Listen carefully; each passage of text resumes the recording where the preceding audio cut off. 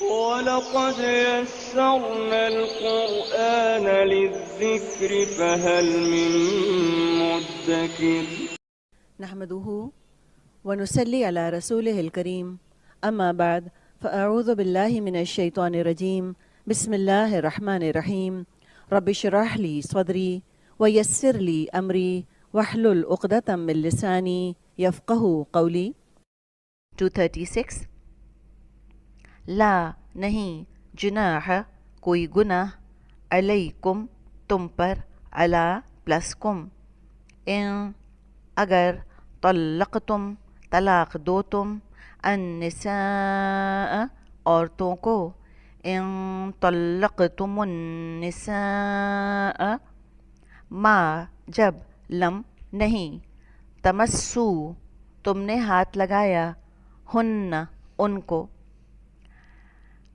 اب ہمیں کیسے پتہ چلے گا کہ تمسو جو ہے یہ واحد ہے یا یہ جمع ہے؟ دیکھیے اگر تمسو صرف ہوتا واو نہ ہوتا ہم کہتے واحد ہے. تو ایک مذکر نے ہاتھ لگایا. اب تمسو تو ہے اس کے آگے واو ایڈ ہوا ہے.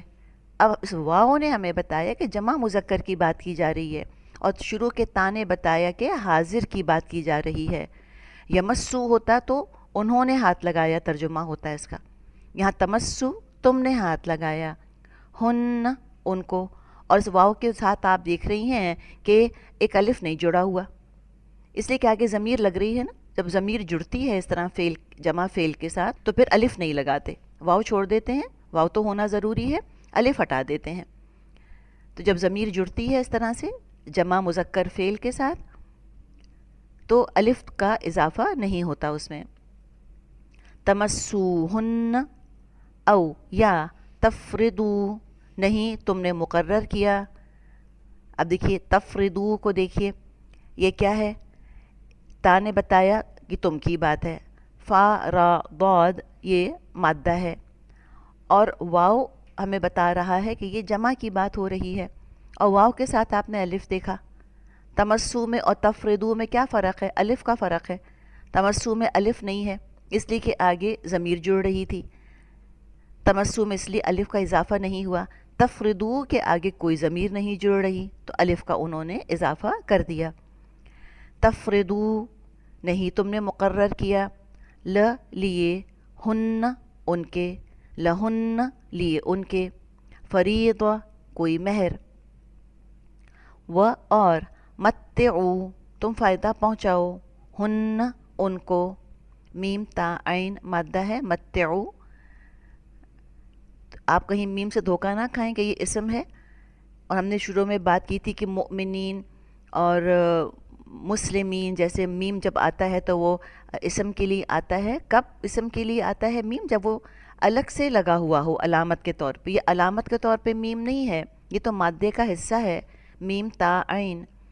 متعو تم فائدہ پہنچاؤ ہن ان کو علی اوپر الموسعی وسعت والے کے علی الموسعی واو سین عین مادہ ہے قدرو اندازہ ہو اس کا قدرو ہو اندازہ اس کا و اور علی اوپر المقتری تنگ دست کے قاف تا را مادہ ہے علی المقتری قدرو اندازہ ہو اس کا قدرو ہو متاعن فائدہ پہنچانا ہے بی ساتھ المعروفی بھلے طریقے کے متاعم بالمعروف حقاً حق ہے علی اوپر المحسنین محسنوں کے علی المحسنین. نحمده ونصلي على رسوله الكريم اما بعد فاعوذ بالله من الشيطان الرجيم بسم الله الرحمن الرحيم رب اشرح لي صدري ويسر لي امري واحلل عقدة من لساني يفقهوا قولي رب يسر ولا تعسر وتمم بالخير اللهم فقهنا في الدين رب زدني علما اللهم إني أسألك علما نافعا ورزقا طيبا وعملا متقبلا آمین یا رب العالمین. السلام علیکم ورحمۃ اللہ وبرکاتہ. اللہ تعالیٰ کی توفیق اور اللہ تعالیٰ کی رحمت کے ساتھ ہم اپنے لیسن سورۃ البقرہ کی آیت نمبر 236 کو مختصر تفسیر اور تزکیہ کے ساتھ دیکھیں گے، اس نیت کے ساتھ کہ اللہ سبحانہ و تعالیٰ اسے ہمارے لیے پڑھنا، اس پر عمل کرنا اور عمل کے ساتھ اسے دوسروں تک پہنچانا آسان کر دیں۔ اللہ تعالیٰ اس کام کو ہمارے لیے، ہماری آخرت کے لیے، ہمارے والدین کے لیے اور ہمارے اساتذہ کرام کے لیے بہترین صدقہ جاریہ بنا دے، آمین۔ اپنے لیسن کو دیکھیں گے۔ سب سے پہلے ہم رکوع کو دیکھتے ہیں کہ نیا رکوع سٹارٹ ہو رہا ہے، آیت نمبر 236 236 سے لے کے 242 242 تک۔ سبق کا جو ہے اس پورے موضوع کا جو بنیادی خیال ہے وہ دیکھتے ہیں کہ طلاق کے موضوع کا تمتا ہے یہاں پہ، یعنی نکاح، طلاق اور عورت کا موضوع آج مکمل ہو جائے گا اس رکوع میں۔ جو حق مہر کی بات ہوگی وہ ان آیات میں دیکھیں گے، اور ان آیات سے پتہ چلتا ہے کہ اللہ تعالیٰ کو ہم سے کتنی محبت ہے۔ اللہ تعالیٰ نے ہمارے لیے تمام احکام کو واضح طور پر کھول کھول کر بیان کر دیا۔ ان تمام اسباق میں عدت کے مختلف قسموں کا ذکر ہے۔ ہم نے طلاق اور بیوگی کی عدت کے بارے میں پڑھا۔ دور جاہلیت میں بیوہ کی عدت 1 سال تھی، اسلام نے اس کو کم کر کے 4 مہینے اور 10 دن کر دیا۔ دوسری بات، ہم نماز کی اہمیت سیکھیں گے کہ نکاح ہو یا طلاق کا مسئلہ ہو، نماز ہر حال میں قائم رکھی جائے گی۔ حالات جیسے بھی ہوں، ہمیں ایک دوسرے سے احسان کا معاملہ کرنے کا حکم دیا جاتا ہے۔ اپنی لیسن کا آغاز کریں گے آیت نمبر 236 سے۔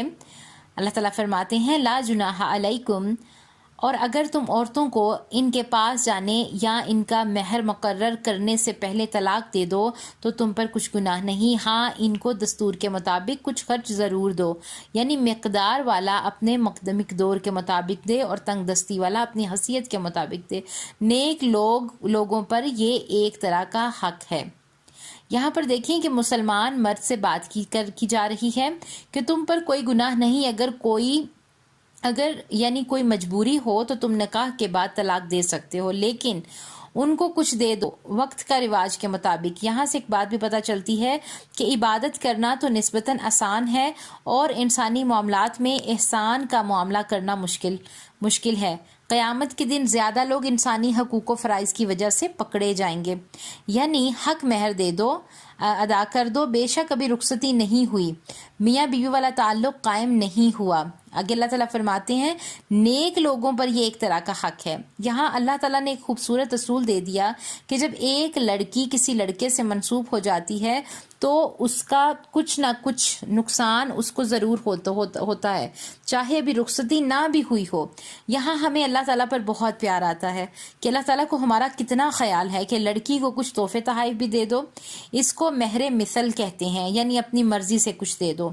حضرت حسن رضی اللہ تعالیٰ عنہ نے اپنی بیوی کو طلاق کے بعد 10,000 چاندی کے سکے ادا کیے تھے، یہ بہت بڑی رقم تھی۔ اس نے ایک خوبصورت شعر کہا جس کا یہ فکرہ تھا، یعنی کہ اس جملے کو سن کر ایک جملہ تھا کہ اتنے پیارے دوست کی جدائی کے لیے تو یہ رقم چھوٹی ہے۔ اس جملے کو سن کر حضرت حسن رضی اللہ تعالیٰ عنہ رونے لگے اور کہا کہ اگر میں اس کو 3 طلاقیں نہ دے چکا ہوتا تو رجوع کر لیتا۔ ہمارے ہاں اس موقع پر ہم کیا کرتے ہیں کہ ہمارے معاشرے میں ایسے معاملات کو کیسے حل کیا جاتا ہے کہ جب اچھے معاملات ہوں تو ہم میں سے ہر ایک تحفے دیتا ہے،